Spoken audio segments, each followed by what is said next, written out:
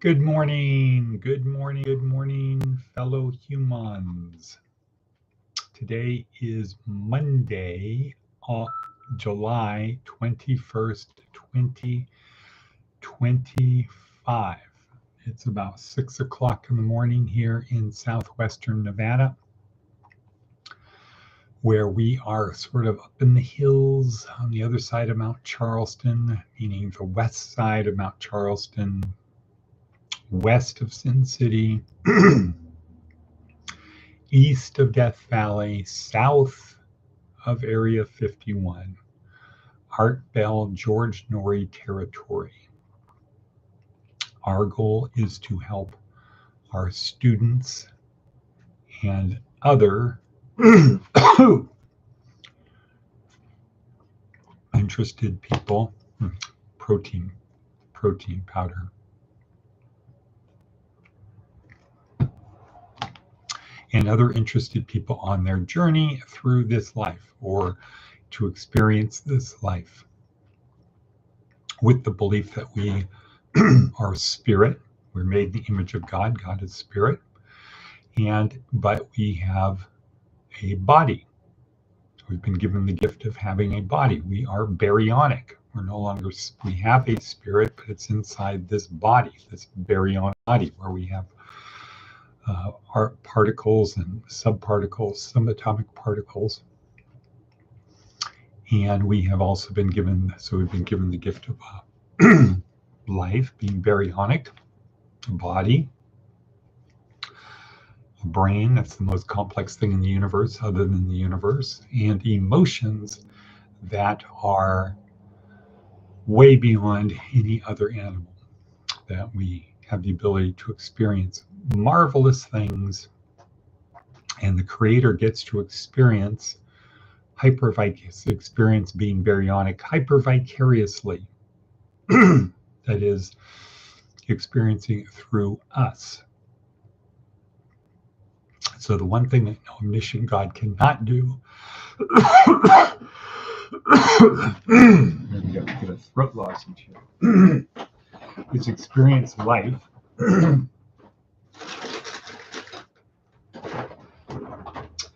a God that is spirit, omniscient spirit, omnipresent spirit,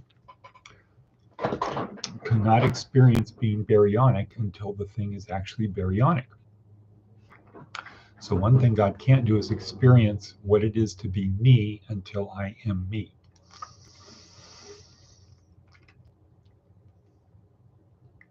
So anyway, we're here to help. And so the idea is we continue the trajectory. Our spirit transcends. Our spirit continues in the direction it was going. Mother Teresa's spirit is somewhere different than Hitler's.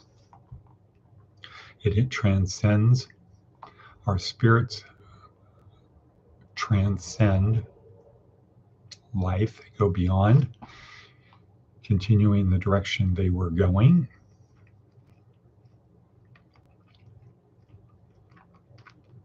So our goal is to help our people.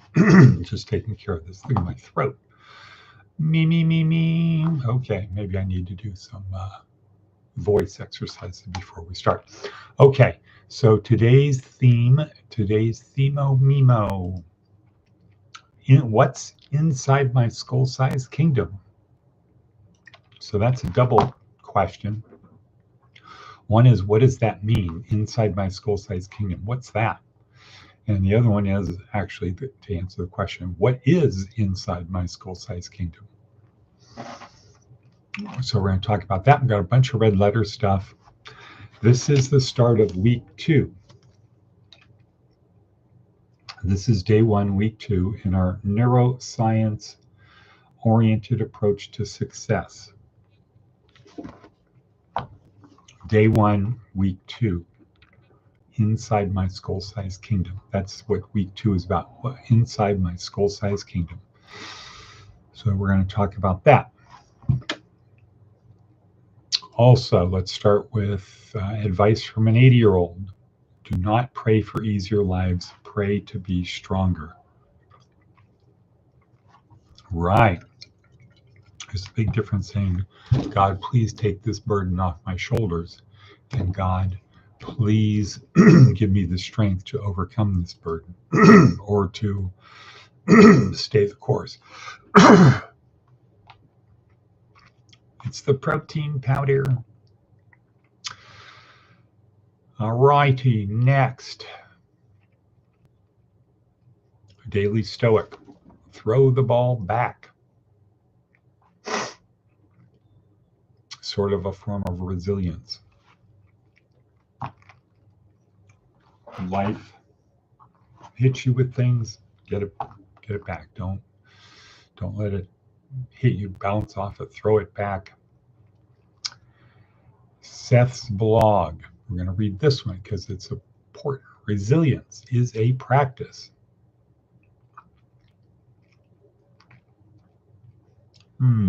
Wow, this is a little bit long. I'm just going to do the highlights. July 21st. Okay, resilience is a practice. It's easy to imagine that we should do our work and then, when it doesn't work as we hope, improvise to fix it. Okay? Do your work, and when it doesn't work, improvise to fix it. Perhaps our work is to show up ready and willing to deal with a future we didn't expect. That's resilience, keeping going. I keep writing about it because we all need to keep thinking about it, especially me. My friend Ava curated this list. So it's a list of Seth's blogs over years that have to do with resilience, and there's 21 of them. For example, the only run is the long run. Number 2, resilience is a commitment to a design, something that works even when things don't work out. Resilience is what happens when we're able to move forward, even when things don't fit together the way we expect. One way to ensure that things work out is to embrace the fact that nothing is exactly on spec and to build resilient systems. Magic isn't reliable, only purpose. That's what makes it magic. Resilience is a skill, one that's probably more valuable than most. Resilience, given how important it is, it's surprising we don't hire for it. It's not a journey, not an event, and working in asynchronous batches is a smart way to stay resilient. Crazy world is certain to get crazier. Hence the need for resilience, for the ability to survive and thrive in the face of change. Yeah, so this is a good one. They go on and on and on and on and on. Went back to 2015, here we go, 2012. The work of an individual who cares often exposes the grit and determination and effort it takes to be present. So that is Red Letter. That's a red letter. That's a compilation of Seth's blogs talking about resilience. Good. Cool. All right. And Jordan Peterson had a good one today. Where is that? Be dangerous. Right. Be dangerous. Dangerous is having a sword, knowing how to use it, yet keeping it sheathed. Like samurai. Okay. So a bunch of red letter. Now, let's talk about inside my school-sized kingdom. What's inside my school-sized kingdom? All right, so here we are. Our goal is to answer 2 questions. The fundamental purpose of this 4-week course is to answer 2 fundamental questions. Who am I, and why do I behave the way I do? That's it. Okay, why don't I move the lights in here? That's it. Just to answer 2 fundamental questions. Oh, bing bonk.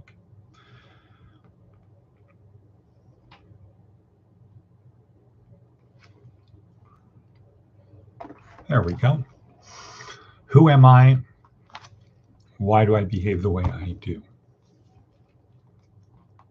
And these are more of neuroscience questions. They're not philosophical, they're not spiritual questions, they're not religious questions. They're from a science, a neuroscience orientation. Who am I? Well, I'm a collection of over 100 trillion cells that none of them know who I am and none of them care. I have about 10 times more bacteria on me than I have cells, on me and in me than I have cells. Who knows the number of parasites, other organisms, or pseudo-organisms like viruses that are inside me sharing this body. Who knows? There could be parasites and virus type things infecting my emotions. Who knows? Maybe somewhere in there's one or more unclean spirits. Hard to say. So from a neuroscience perspective, that's the question of who am I? Okay, what's going on with these neurons in my brain? So this week we're focusing on the science inside our brain. Today we start with the cells, a particular cell in our brain. We have more than one type of cell in our brain. We're focused on neurons, what they are, how they work, why we should care. And we can tie that back to last week with Dr. Amen talking about what happens when we damage our brain. Now we're going to look at how does our brain work just in 3 simple areas. Neurons, the actual cells, the electrochemical driven cells, what they do. Neurons, neurotransmitters, chemicals that are excreted into our brain, or hormones in our body. So the cells, hormones, and a particular part of our body, our brain, called the reticular activating system, and what it does. We're going to focus on those 3 parts, those 3 functions, parts, components of the brain this week. That's inside my skull-sized kingdom. So we're focusing on inside my skull-sized kingdom. So let's just focus on inside my skull. Neurons, neurotransmitters, reticular activating system. That's what we're going to focus on. Why do we say skull-sized kingdom? Or why do we say kingdom? Why do we use the word kingdom? What's the kingdom? And that refers to the fact that my orientation, your orientation, the orientation of all people out there, the natural orientation is that everything revolves around us. It happens to us. Things happen to us. We are the center of our universe. David Foster Wallace talks about that in his graduation, his famous "This is Water" graduation speech.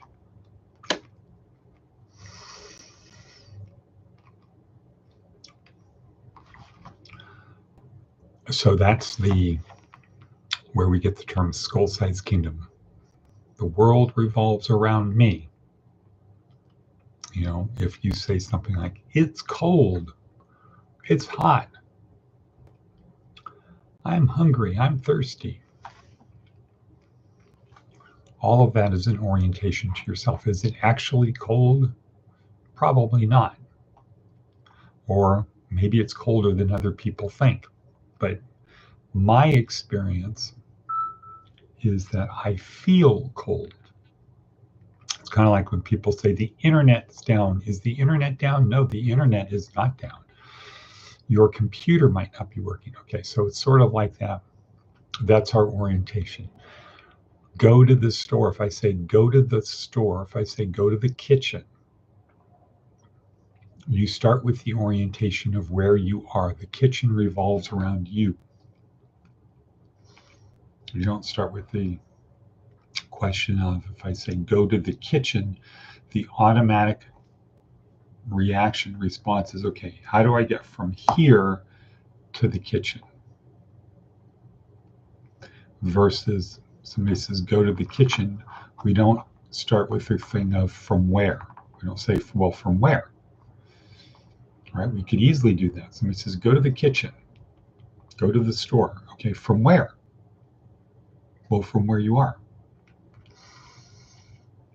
Go there from where you are.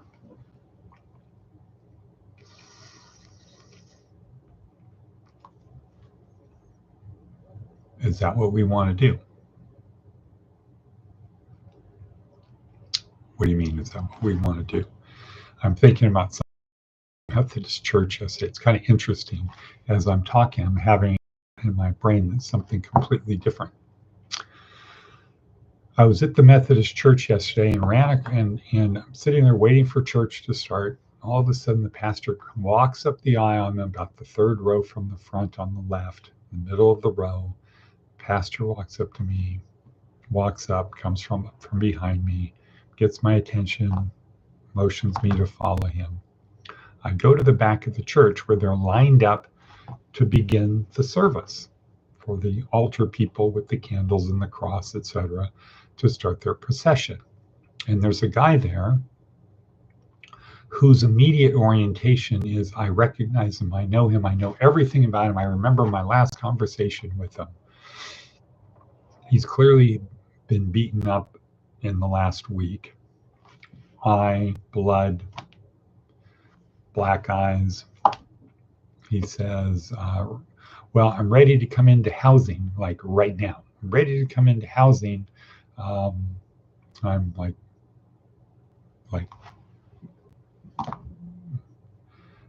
on many levels. Like, who are you? What are you talking about?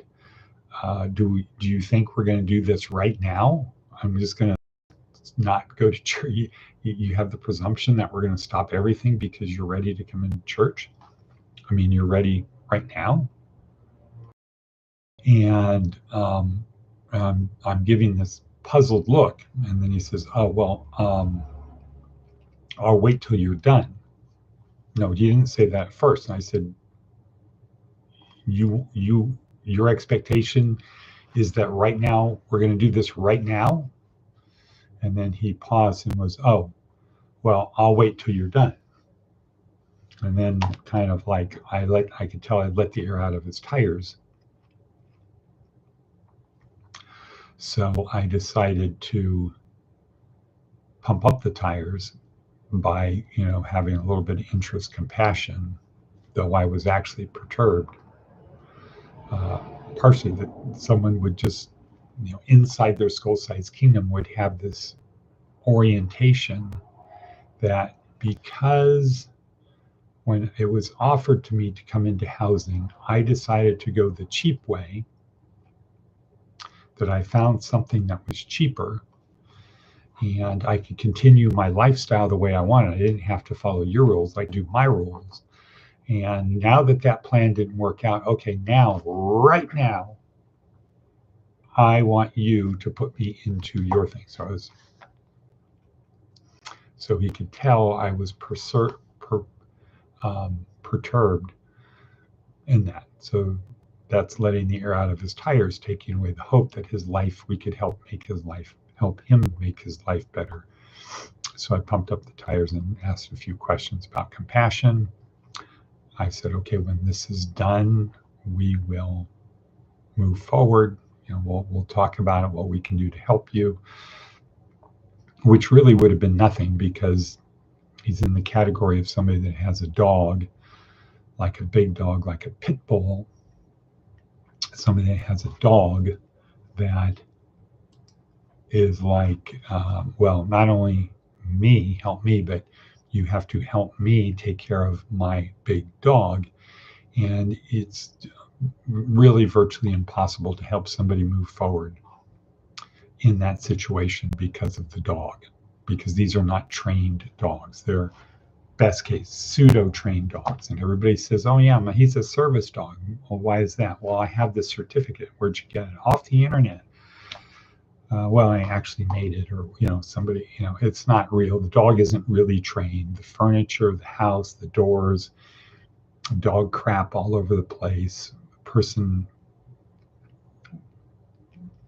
These are not well-trained dogs. They are companions of people who are in a really tough time. So the barrier, the standard is very low. Someone that loves you, someone that's there for you, that you can count on. But it's also a wind blowing in the wrong direction. When you're trying to sail forward, it's a headwind, and you don't know how to tack. So it's tough to have forward progress in that situation, especially when you're also going against a cross current. So anyway, time is over. Inside My School Sites game. Thank you for being there this week. We've got more stuff. Tomorrow we'll talk about neurons and neurotransmitters. And cut.